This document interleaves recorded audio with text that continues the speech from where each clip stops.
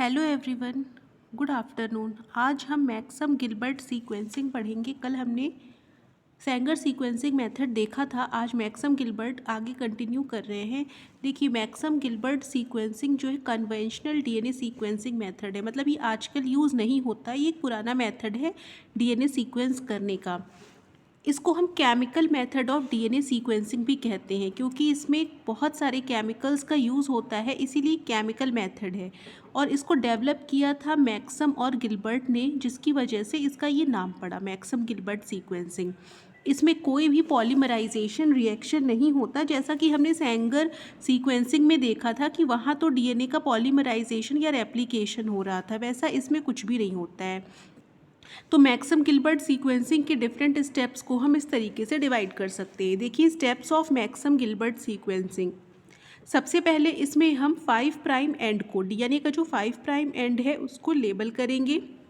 इसके भी पहले हम डबल स्ट्रैंडेड डीएनए से पहले तो सिंगल स्ट्रैंडेड डीएनए बना लेंगे। सबसे पहला स्टेप यही होता है किसी भी सीक्वेंसिंग मेथड में कि डबल स्ट्रैंडेड डीएनए का सिंगल स्ट्रैंडेड डीएनए में कन्वर्जन किया जाता है। उसके बाद इसका पहला स्टेप है टर्मिनल लेबलिंग ऑफ डीएनए। जो डीएनए का 5 प्राइम एंड है उसको हम लेबल करेंगे with the help of some radio labelled bases. ठीक है, उसके बाद मॉडिफिकेशन होगा बेसिस का। पहला जब लेबलिंग हो जाएगी फिर बेस का मॉडिफिकेशन करेंगे।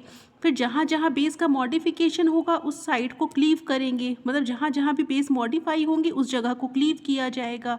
क्लीव करने के बाद डीएनए के फ्रेगमेंट्स आ जाएंगे, जिनको हम पेज के बेसिस पे सेपरेट करेंगे, और फिर जो सेपरेशन हो जाएगा उससे हम डीएनए के सीक्वेंस की एनालिसिस करेंगे। तो ये 5 स्टेप्स मैक्सम गिलबर्ट सीक्वेंसिंग के हैं, जिसको एक एक करके हम देखते हैं कि इसमें क्या क्या किया जाता है। तो सबसे पहला स्टेप है terminal 5 prime labelling of DNA. इसमें 5 प्राइम एंड जो होता है सिंगल स्ट्रैंडेड डीएनए का, उसको मॉडिफाई किया जाता है और लेबल किया जाता है with the help of kinase and gamma 32p ATP। और उसके बाद प्यूरिफिकेशन। इसका मतलब क्या हुआ समझ लीजिए। जैसे हमें पता है कि कोई भी हमारा डीएनए होता है उसमें एक शुगर होता है, पेंटोज शुगर, एक तरफ नाइट्रोजनस बेस लगा होता है और इस 5 प्राइम कार्बन से फॉस्फेट ग्रुप लगा होता है। उसके बाद इतना लगा हुआ होता है, मतलब यहाँ तक समझिए इसका स्ट्रक्चर रहा होगा। ठीक है, यहाँ पे फॉस्फेट का हम डबल बॉन्ड ओ भी बना दें, यहाँ पे मिस हो गया है डबल बॉन्ड ओ। ठीक है, इस तरीके से रहता है स्ट्रक्चर। उसके बाद इसमें हम ATP ऐड करते हैं। ठीक है, ATP में जो हमारा टर्मिनल वाला फॉस्फेट होता है वो गामा फॉस्फेट जिसको हम कहते हैं, वो लेबल्ड होता है, रेडियो लेबल्ड होता है। ठीक है, मतलब हम ये कहना चाह रहे हैं जैसे ATP है तो ATP में क्या होगा, 3 फॉस्फेट ग्रुप लगे होंगे। ठीक है, इस तरीके से 3 फॉस्फेट ग्रुप लगे होंगे। अब इसका जो टर्मिनल वाला है, मतलब ये जो एडिनोसिन के साथ ATP में जो 3 फॉस्फेट ग्रुप लगे होते हैं उसमें एडिनोसिन के बगल वाले फॉस्फेट को हम अल्फा बोलते हैं, एडिनोसिन के इधर वाले को, सेकंड नंबर वाले को बीटा बोलते हैं, और इधर वाले फॉस्फेट को गामा फॉस्फेट बोलते हैं।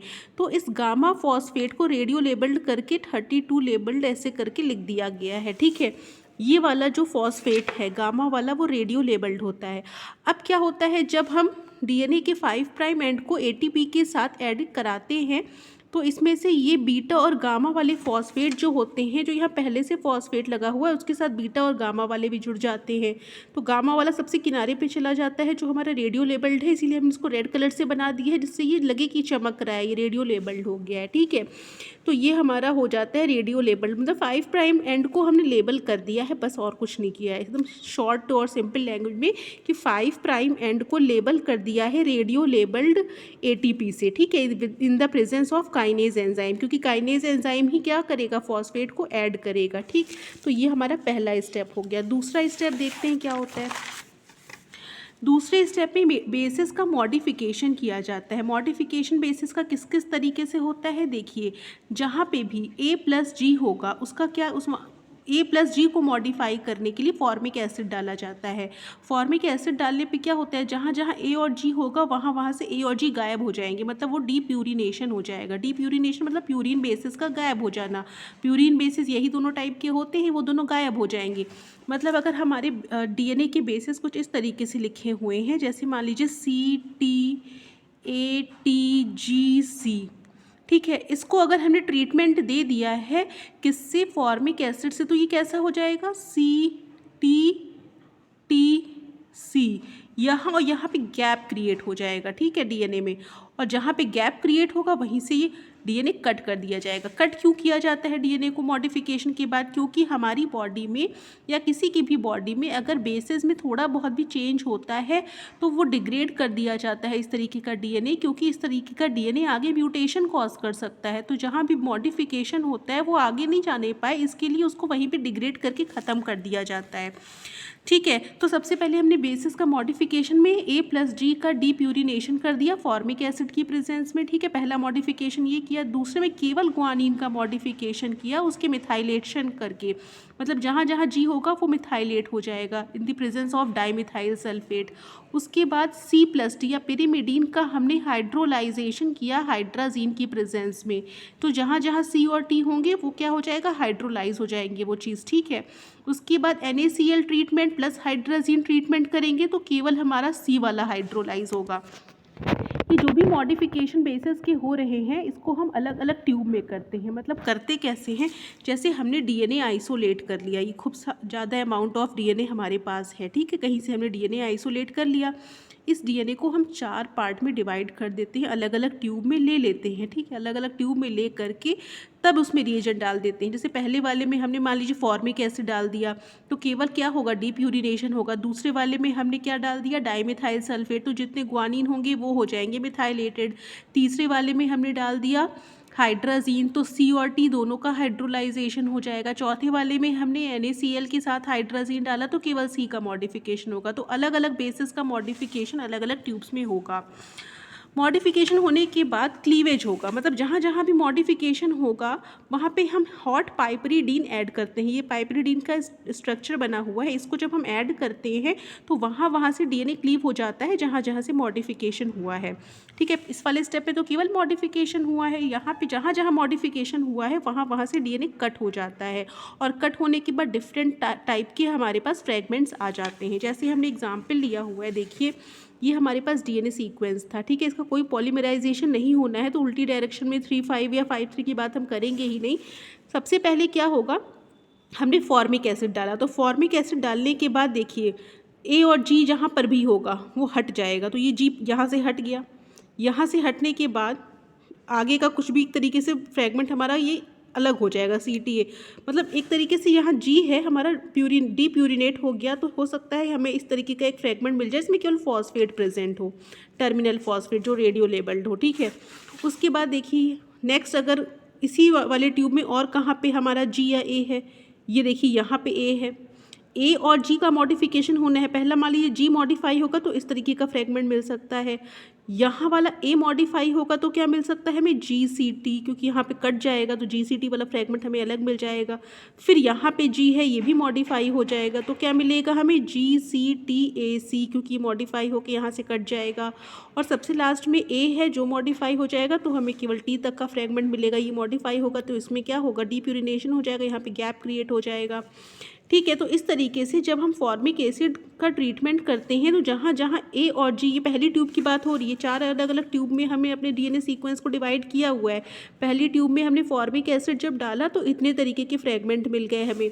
दूसरी वाली ट्यूब में हमने केवल डाइमिथाइल सल्फेट डाला तो जो G का मॉडिफिकेशन करेगा, तो G का मॉडिफिकेशन यहीं पर अगर हो जाएगा तो पहला फ्रेगमेंट ऐसा मिल जाएगा पाइपरीडीन ट्रीटमेंट के बाद। और दूसरा G यहाँ पे प्रेजेंट है तो यहाँ से हमारा क्या हो जाएगा, मिथाइलेशन होकर यहाँ से कट हो जाएगा तो C तक का फ्रेगमेंट मिलेगा, ठीक है। तो अगर हम डाइमिथाइल सल्फेट का ट्रीटमेंट देने के बाद उसको क्लीव करते हैं तो हमें 2 फ्रेगमेंट मिलेंगे। इसी तरह से हाइड्राजीन का ट्रीटमेंट करेंगे तो क्या होगा, हाइड्राजीन का जब ट्रीटमेंट करेंगे तो C+T दोनों का ही मॉडिफिकेशन होगा, ठीक है। और NaCl के साथ जब हाइड्राजीन का करेंगे तो केवल C का मॉडिफिकेशन होगा। तो C और T जहाँ जहाँ आएंगे वहाँ वहाँ मॉडिफिकेशन हो जाएगा, ठीक है। जैसे यहाँ पे देखिए C आ जाएगा तो यहाँ पे क्या हो जाएगा, मॉडिफिकेशन होके यहाँ से कट हो जाएगा, यहाँ पे देखिए कट हो जाएगा, ठीक है। ये थोड़ा सा उल्टा लिख गया है, ये NaCl हाइड्राजीन में केवल C का मॉडिफिकेशन होता है। यहाँ हमने लिखा है ना NaCl treatment followed by hydrazine treatment hydrolyse only C। तो हमें हॉट पाइपरीडीन के ट्रीटमेंट के बाद यहाँ पे 2 फ्रेगमेंट मिल जाएंगे और यहाँ पे हमें ये इतने फ्रेगमेंट मिल जाएंगे, ठीक है। तो ये सारे जो फ्रेगमेंट होंगे इनको हम सेपरेट कर लेंगे पेज जेल के बेसिस पे, ठीक है। तो पेज जेल में जब हम सेपरेट करेंगे तो जैसे हमने कल बताया था आप लोगों को, उसी तरीके से यहाँ भी फ्रेगमेंट मिल जाएंगे अलग अलग साइज़ के। ये वाले जो फ्रेगमेंट हैं हमने रेड कलर से बनाए हुए हैं, ये वो फ्रेगमेंट हैं जिसमें केवल हमारा एक फॉस्फेट ये वाला जो आया है ये सबसे छोटे साइज़ का होगा, तो सबसे नीचे होगा, इसलिए सबसे नीचे हमने ये दोनों बैंड बनाए हुए हैं। उसके बाद जहाँ पे कॉमन बैंड होगा वहाँ पे हम, जैसे मान लीजिए A+G में भी कॉमन है और G में भी कॉमन है, तो हम वहाँ पे क्या करेंगे, G वाला उठा लेंगे। और अगर A G में है, G में नहीं है, तो वहाँ पे A हो जाएगा। इस तरीके से हम सीक्वेंसिंग करते हैं। जैसे कि सबसे नीचे में देखिए A+G में भी आ रहा है, G में भी आ रहा है, तो हम इसमें G ले लेंगे, ठीक है। मतलब जो इसमें भी कॉमन है इसमें भी कॉमन, मतलब G हो गया, तो 5 प्राइम पे हमने G लिख लिया। उसके बाद देखिए C+T और C दोनों में ही आ रहा है बैंड, मतलब C न्यूक्लियोटाइड ही होगा, T नहीं होगा, ठीक है। तो ये C हो गया। फिर देखिए इस वाले में तीसरे नंबर पे हमारा T हो जाएगा।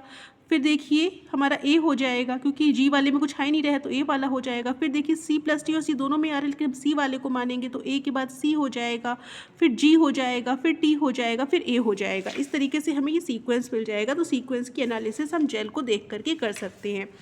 अब देखिए इसमें कुछ ड्रॉबैक्स हैं मैक्सम गिलबर्ट सीक्वेंसिंग में। जैसे Maxam Gilbert sequencing usage a large amount of hazardous chemical including radio active material and hydrogen. देखिए जो हाइड्रोजन होता है वो हाईली टॉक्सिक केमिकल होता है, और रेडियो एक्टिव जो भी मटेरियल हम यूज़ कर रहे हैं वो भी हमारे लिए टॉक्सिक ही होगा। तो इतने सारे खतरनाक रिएजेंट का यूज़ कर रहे हैं इसमें, इस वजह से ये इसका एक ड्रॉबैक है।